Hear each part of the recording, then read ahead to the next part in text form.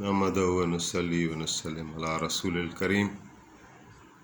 اما بعد فاعوذ بالله من الشیطان الرجیم بسم اللہ الرحمن الرحیم انا اعطیناک الکوثر فصل لربک وانحر ان شانئک هو الابتر۔ جناب نبی کریم رؤوف رحیم صلی اللہ علیہ وآلہ وسلم کی مبارک زندگی کی جھلکیاں پیش کی جا رہی ہیں۔ غزوہ بدر اہم ترین معرکہ، اسی کا بیان جاری ہے۔ جب کافروں کو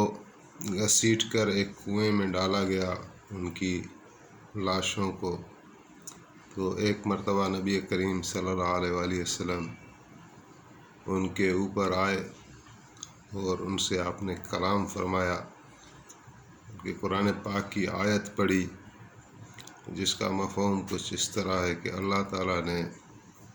تم لوگوں سے ایک وعدہ کیا تھا عذاب کا، تو کیا اس وعدے کو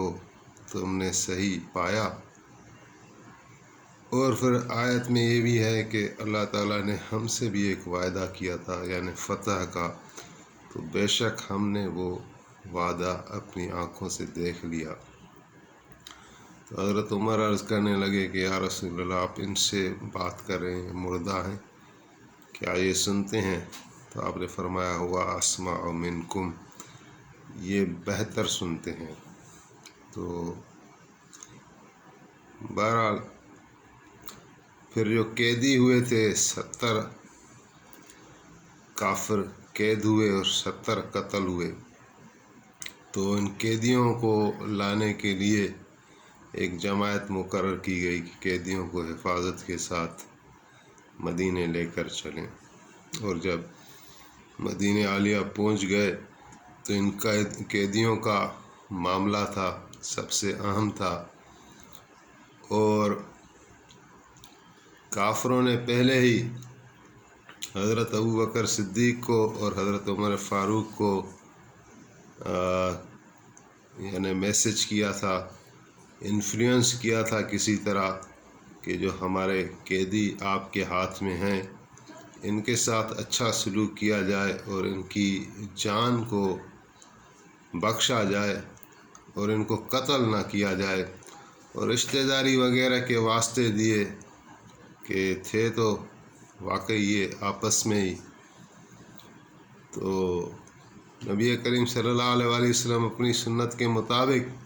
اور اللہ تعالیٰ کے حکم کے مطابق کہ شاورہم فی الامر، آپ مشورہ فرماتے تھے صحابہ کرام سے، تو اس معاملے میں بھی آپ نے مشورہ طلب کیا۔ تو ان قیدیوں کا کیا کیا جائے؟ تو حضرت ابوبکر صدیق نے مشورے میں عرض رکھا کہ یا رسول اللہ، یہ ایک طرح کے ہمارے رشتہ دار بھی ہیں اور جنگ میں قیدی بن کر ہمارے ہاتھ میں آ گئے ہیں، تو ان پر رحم کیا جائے، ان کی جان بخش دی جائے، باقی ان سے فدیہ لے کر ان کو آزاد کیا جائے۔ اور حضرت ابوبکر کے ساتھ کافی صحابہ متفق تھے اس رائے میں، لیکن حضرت عمر فاروق نے الگ رائے دی۔ انہوں نے عرض رکھا کہ یا رسول اللہ، آپ جانتے ہیں کہ یہ ہمارے جانی دشمن ہیں اور انہوں نے ہمیشہ ہم سے دشمنی اختیار کی ہے اور جنگ کی صورت بنائی ہے، تو لہذا ان کو قتل کیا جائے، اور ان کی اولادیں بھی ایسی ہوں گی، ان سے بھی کوئی خیر کی امید نہیں ہے،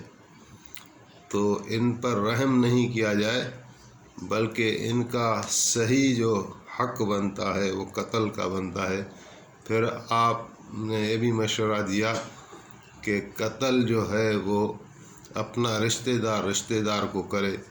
تاکہ دوسروں کو قتل کرنے والے پر کوئی غصہ نہ آئے۔ تو جیسے حضرت عباس ہیں اور حضرت عباس کے ساتھ 2 بھتیجے بھی تھے، تو کہا کہ ان کو جو قتل خود کریں اپنے رسول اکرم صلی اللہ علیہ وآلہ وسلم، یا پھر حضرت علی کریں۔ حضرت علی کے بھائی بھی قید ہو کر آئے تھے، حضرت عقیل اور چچا حضرت عباس اور 2 اور چچا زاد بھائی۔ تو حضرت عمر نے یہ مشورہ دیا، اور حضرت عمر کے اس مشورے کی پشت پناہی حضرت سعد بن معاذ نے بھی کی، جو کہ انصار قبیلہ کے بڑے صحابی ہیں۔ تو نبی علیہ السلام نے حضرت ابو بکر صدیق کے مشورے کو قبول فرمایا اور ان کی جان بخش دی، اور آپ نے فرمایا کہ ابھی دیکھتے ہیں کہ جو فدیہ کے قابل ہیں ان سے فدیہ لے لیں گے، اور جو فدیہ نہیں دے سکتے لیکن وہ کسی 10 مسلمانوں کو پڑھانے کے قابل ہیں تو ان پر یہ شرط رکھ کر کہ 10 مسلمانوں کو وہ پڑھائیں تو ان کو چھوڑ دیا جائے گا، اور کسی پر احسان کر کے بھی چھوڑا جا سکتا ہے۔ تو یہ بالآخر معاملے تو سارے رسول اللہ کے ہاتھ میں تھے صلی اللہ علیہ وآلہ وسلم۔ تو آپ نے ابو بکر صدیق کا رائے پسند فرمایا، اور انہیں فرمایا کہ ابو بکر، تمہاری مثال انبیاء میں ایسے ہے جیسے ابراہیم علیہ السلام کی، جیسے عیسیٰ علیہ السلام کی، کہ ابراہیم علیہ السلام کو بہت ستایا اپنے لوگوں نے۔ تو دعا ہے قرآن کریم میں، اللہ تعالیٰ کو فرمایا، دعا میں عرض رکھا کہ فَمَن تَبِعَنِي فَإِنَّهُ مِنِّي وَمَنْ عَصَانِي فَإِنَّكَ أَنْتَ الْغَفُورُ الرَّحِيمُ، کہ یا رب جو میری تابع داری کرتا ہے وہ تو ہے ہی میرا، یعنی اس پر تو تمہارا رحم بنتا ہے۔ ومن عصانی، اور جو میری نافرمانی کرے، فإنک انت الغفور الرحیم، تو ہی اس کو معاف کرنے والا ہے، تو ہی غفور و رحیم ہے۔ اور پھر فرمایا تمہاری مثال ابو بکر عیسیٰ علیہ السلام جیسی ہے، کہ جب عیسیٰ علیہ السلام کو بھی ستایا گیا تو اپنے لوگوں نے ہر طرح سے ستایا تو بد دعا نہیں کی بلکہ دعائی دی، اور وہ قرآن کریم میں ہے کہ وَإِن تُعَذِّبْهُمْ فَإِنَّهُمْ عِبَادُكَ وَإِن تَغْفِرْ لَهُمْ فَإِنَّكَ أَنْتَ الْعَزِيزُ الْحَكِيمُ، کہ یا اللہ اگر ان لوگوں پر تو عذاب کرے تو تیرے ہی بندے ہیں، اور اگر معاف کر دے تو حکمت والا ہے، تو غالب ہے، تیری شان میں کوئی کمی آنے والی نہیں ہے۔ تو حضرت ابو بکر صدیق کو آپ نے ان 2 انبیاء کے ساتھ ملایا جو اپنی مثال آپ ہیں، ابراہیم علیہ السلام اولوالعزم رسول، عیسیٰ علیہ السلام اولوالعزم رسول، اور پھر حضرت عمر فاروق کی طرف آپ متوجہ ہوئے اور ان کو بھی فرمایا کہ تمہاری مثال انبیاء میں سے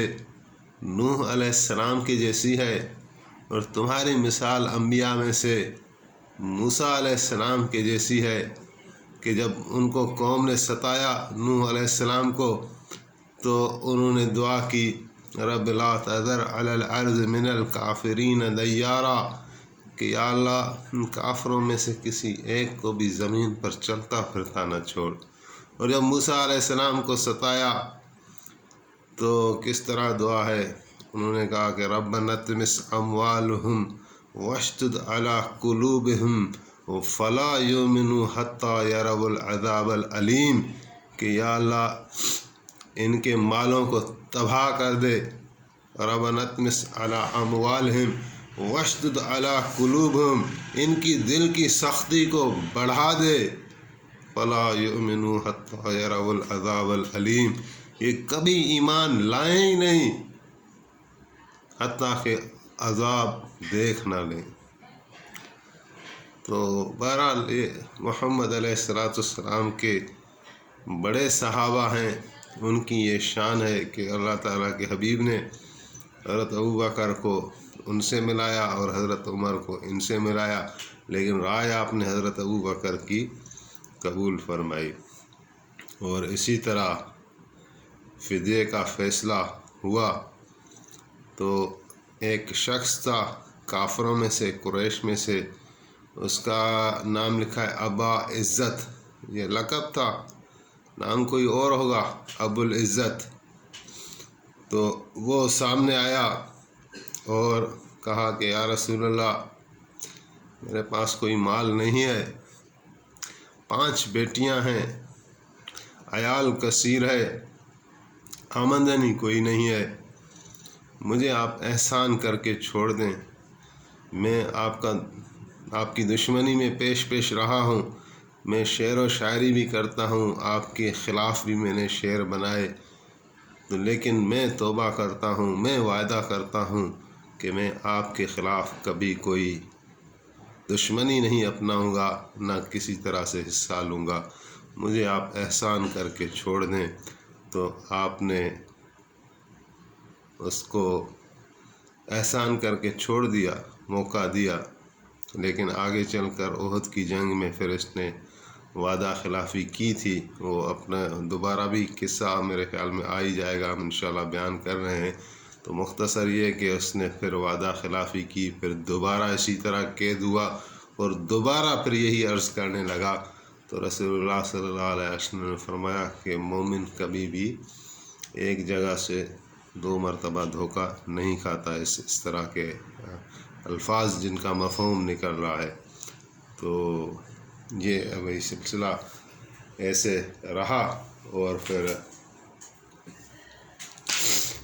کچھ ایسے تھے کہ جن کا قتل بھی ہوا، اور اس میں ایک نضر بن حارث تھے،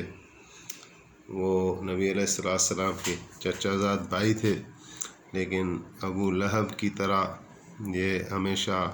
مکے والی زندگی میں بھی آپ سے دشمنی کرتا رہا،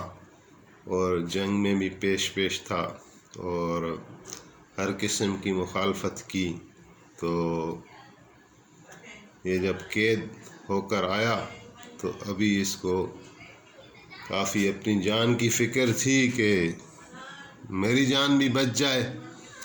تو اس نے حضرت مصعب بن عمیر کو پکڑا۔ حضرت مصعب کے ساتھ اس کے کچھ روابط تھے، اسلام سے پہلے بہت گہری دوستی تھی، ایسا معلوم ہو رہا ہے۔ تو حضرت مصعب کو پکڑا اور کہا کہ مصعب، میری جان بچا لو، میں تمہارے پاس قیدی بن کے آیا ہوں، اور تم جو ہے وہ محمد علیہ السلام کے خاص بندے ہو، تمہاری بات وہ کبھی نہیں ٹالیں گے، تو جس طرح اوروں سے فدیہ لیا جا رہا ہے تو نبی علیہ السلام کو میرے لیے بھی کہہ دو۔ تو حضرت مصعب تو جانتے تھے